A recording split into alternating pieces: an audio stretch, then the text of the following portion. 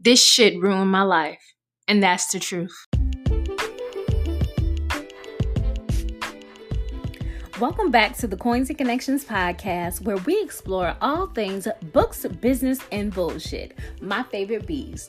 I'm your host, the fairy coin mother, Cinquanta Cox-Smith of www.cinquantacoxsmith.com. Now let's get into today's episode. Hey guys, welcome back to the Coins and Connections podcast, season 3, episode 8. As always, I am happy to be back with you guys on another beautiful Friday. I hope the weather is doing you right wherever you are listening from. So good morning, good afternoon, or good evening, depending on what time you are listening to this episode. I'm just so thankful. Like, I know I say that a lot, but I truly am, because I'm on Central Standard Time, and sometimes by the time I get up and I look at the amount of plays on a Friday morning and I see, how many people have listened already, it just makes me, it's bittersweet. It's a great moment, because I'm like, people are waiting for their Friday morning fix. In my eyes, that's how I see it now. I'm envisioning you guys are waiting for my episodes to drop on Friday morning. And shout out to my girl, Kelly. I remember when season 2 wrapped, and she sent me a message and she was like, where's the episode? And I'm like, girl, we on a 2-week break. That was the season finale. But it just made me feel good to know that, she was in such of a routine of listening to it on, her Friday mornings. And the fact that she was expecting it or anticipating it made me feel good. So shout out to Kelly. She also has a podcast called Unmastering Motherhood. She is an amazing mom and one of the amazing people that I did meet in Virginia while I was on my journey there. So shout outs to you, Kelly, and thank you so much for continuing to listen. Y'all, today I am going to talk about why you shouldn't wish for anyone's else success. This is big. I know a lot of times we admire celebrities and we're like, oh my gosh, I can't wait to be that successful. But I want to share my journey. Not a celebrity. That is not one of my goals, to be a celebrity. I really want to be behind the scenes. And like I said, be paid in peace, make my money quietly. I want to be a silent millionaire. Okay. When I'm a millionaire, y'all ain't fit to know, cause I'm still shop at Target, Old Navy, Walmart.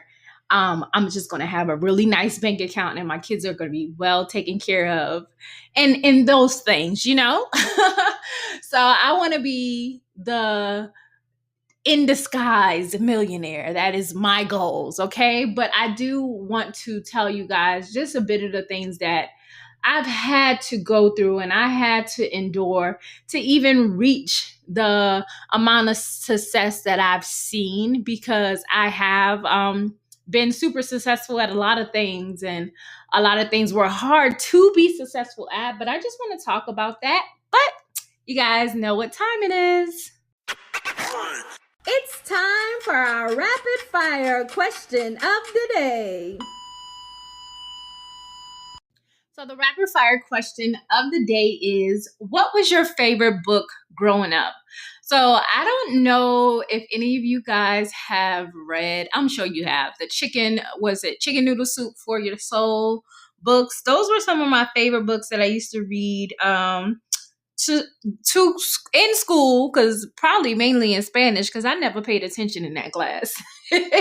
But then I got into more like urban fiction. I don't know if it was because my mom was reading the books or one of my aunts were talking about it, but I started to read Kimberla, the Reverend Curtis series.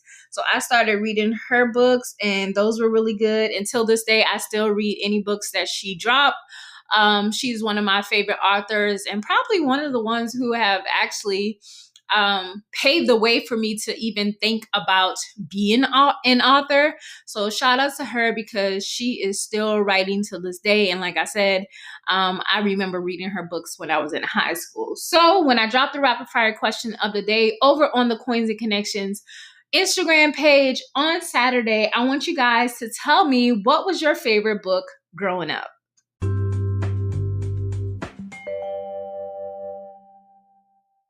All right, prepare yourself because it's going to get deep.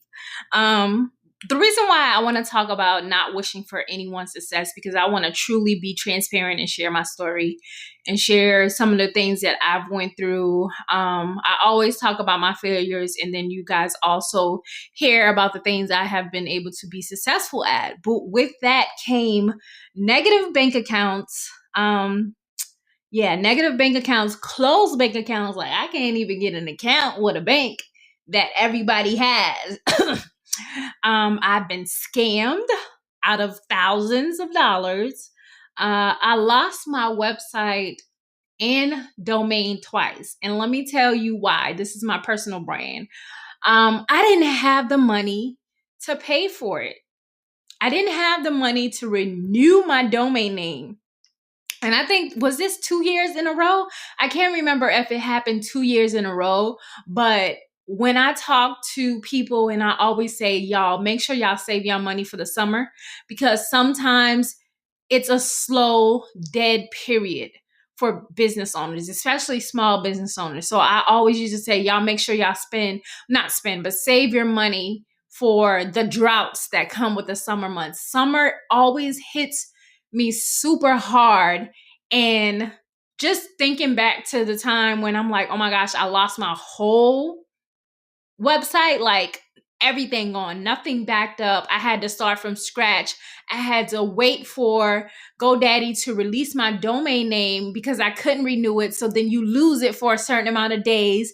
So this is me checking the website, making sure I can get my name back.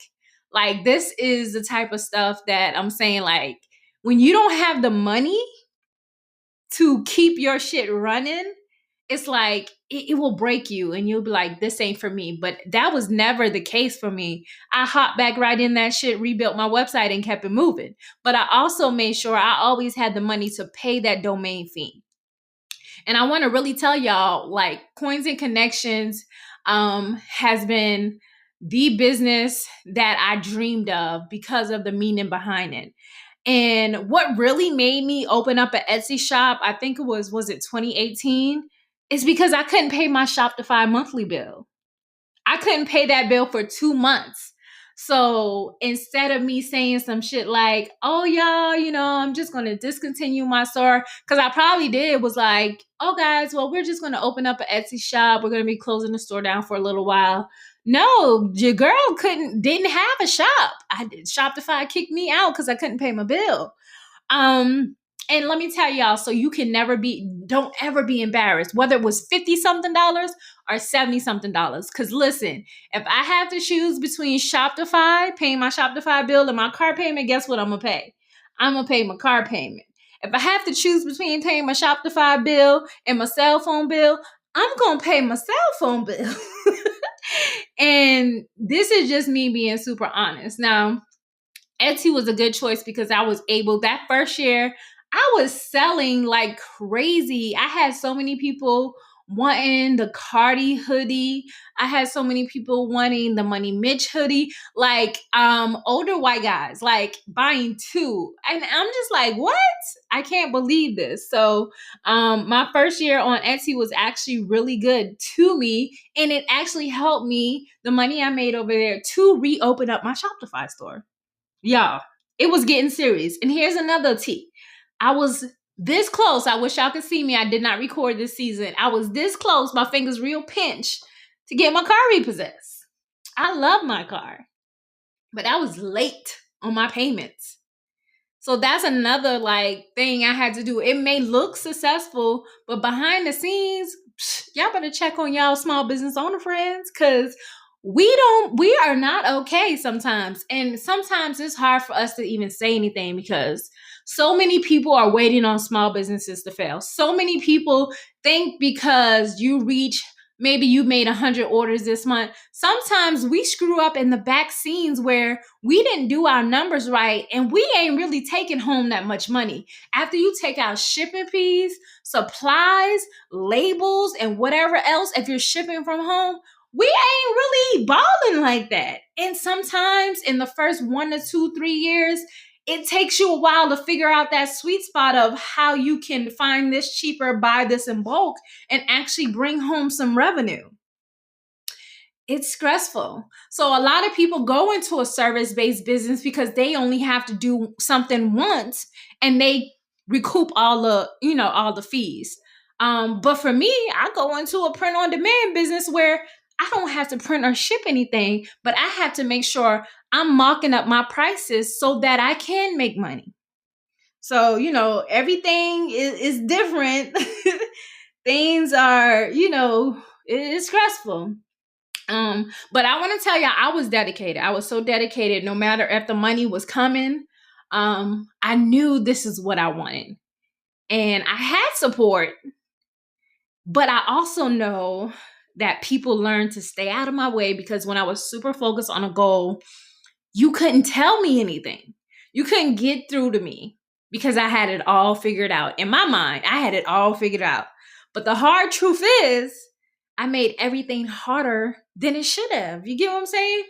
When I get super amped about something, it's like I have tunnel vision and anything outside of that is trying to hinder me from reaching that goal. And I don't want to hear it. But that's just an expensive lesson that I had to learn, right? When I first started Coins and Connections, I had a failed LLC application and trademark trying to use LegalZoom. And I think I wasted about $500 on that because I wasn't as educated about LLCs and trademark as I am now. But also that is a testament to the type of information that was out there. Let me tell you, there are probably trademark attorneys out there before, but there weren't a lot that you could see like you can see now. It's like everybody is a trademark attorney for small businesses, like everybody and their mama. It's like everybody is an accountant now. But I didn't see that. It was like 2017. I didn't see that. People were still trying to find their niche and find their way and decide what they wanted to do for other people. You get what I'm saying? So these are just hard truths. So I also want to let you know, if you have a hard time listening to someone openly talk about their failures and living in this truth, you might want to turn this off because I'm going to live in it. I'm going to own my truth. Like, yep, sure, I sure did that type of attitude. And here's another hard truth. My print-on-demand businesses weren't always flourishing. I got so comfortable at one point that I stopped uploading. Like, yes, these thousands are flowing in. Then people started stealing all my designs and charging less. So because I wasn't putting out anything new, I stopped making all the new money. Like, I wasn't researching like I should have. And that was my biggest downfall. Like, I just stopped. I started to see the growth. I started to see the money. I was booking flights. We was going on vacation. And I stopped doing what I did in the beginning to get to those thousands. I wasn't consistent in that arena because I was like, oh, well, the money just going to keep coming. I didn't even think about all the people who were going to be like, oh, these books or journals are number one. Let me copy these and make it better and make it cheaper. So that's my downfall. That's when my downfall came in. Also, I started doing one-on-one. So then I didn't have time to be researching and uploading all the time because I was giving my all to everybody else. And it's like one-on-ones is like a one and done thing. Like, they pay, you get your money, you done. It's not guaranteed. Some people, that's all they do. That's all they book. And that's income for them. But that's still inconsistent because you can't predict how many people you're going to talk to one-on-one on the phone. Some people can do it, like I said, with no issues. But for me, my energy, my mind, my body, my soul, I can't take on everyone's project because I be wanting them to succeed so bad. I be wanting them to succeed more than they want themselves to succeed. And that's the problem. Because I want more for you than you want for yourself. That ain't it. So, and this is also one of the things that I talk about a lot. So, again, it's no shade or no disrespect to the people who I've worked with in the past.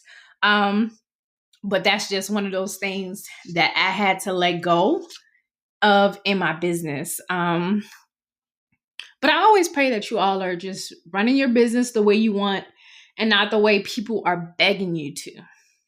Because that's another downfall. People were begging me to talk on the phone and it wasn't truly what I wanted to do. So I did it, and I turned it around and I hated it because it wasn't what I wanted to do. It was what people wanted me to do. Because when you look at it, they ain't paying your bills and they ain't helping you when these situations arrive when you can't pay your bills. Because you could be like, yeah, remember those 2 months that I took time to talk to you one-on-one? Man, I fell behind my bills. And they gonna be like, oh, well, I'm sorry to hear that. And that's it. That they're gonna be like, all right, okay, girl. So in closing, stop wishing you had the same success as other people, because people lose their marriages and relationships over success. People lose family and their sanity over success. A lot of my peers want warehouses and hundreds of packages to take pictures of just to post on the gram or Facebook. At one point, I thought I wanted that too, but I don't. So this is one of the reasons I started the Easy Money Starter Pack, because I didn't need to ship anything or pack anything, and you just needed a computer and some internet. And truly, that is what brings me joy. So if you're looking to start a print-on-demand business where you can just be creative with your designs, and upload with no stress, and have a little small secret business, check out my Gumroad at gumroad.com/Cinquanta Cox-Smith. And the Easy Money Starter Pack is paid in peace. And that's what I like to call it.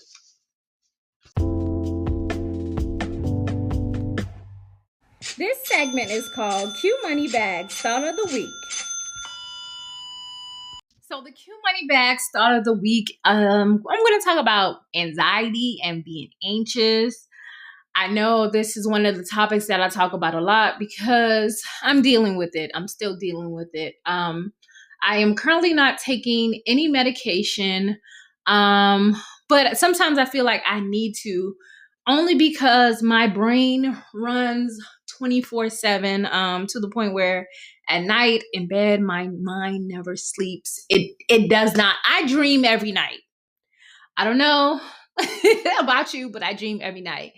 And every night my dreams are so realistic that I know my brain is working overtime because I'm truly feeling like I'm in a movie every single night. I dream about all types of shit, roller coasters, snakes. I'm fighting. I'm teaching in a class. I'm probably on YouTube. I'm riding a bike. I'm on a boat. I dream about everything and anything, aliens, the military. Listen, this is why I can come up with some crazy ass stories, because I be dreaming about some crazy ass things. And I'm tired. Like, it's like I go to sleep, but I'm not sleeping because my dreams are so vivid and realistic that I know I'm in it. And I can feel like I'm actually working through whatever's in my dream. I can, most of the times I can vividly remember what I dreamed about when I wake up in the morning. I know they may say that people like that are super special, who can recall their dreams. I know they talk about the REM sleep. I'm always about the dream dictionary type of person, but I know I'm not alone. So this is to all my heavy dreamers out there. You are not alone. I am here with you. So far apart. Always in my heart. 'Cause you are not alone. I'm having these crazy ass dreams right with you, okay? So I am telling y'all, if you like melatonin, I want to take ibuprofen. I be like, I want to just be numb. I just want to go to sleep and I want my dreams to shut the fuck up. Like, can you aliens leave me alone tonight? And it makes me so anxious because everything just wants to continue to have me super anxious, heart beating fast. And I'm just laying in bed like, why can't you calm down? And my husband, I always have to tell him, like, can you please massage me or something? But you know what relaxes me? Music. Music really puts me in a deep relaxation. And thank God for music. So if you guys are dealing with anxiety, like I said, you are not alone.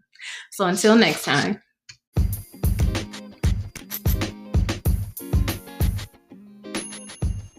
Thank you so much for listening and subscribing to the Coins and Connections podcast. Don't forget to leave a review and join the conversation over on Facebook and Instagram using the hashtag Coins and Connections. Follow me on Instagram and Facebook at Cinquanta Cox-Smith and at Coins and Connections. You can shop all merch at www.coinsandconnections.com. I love you more than I love this podcast. Peace.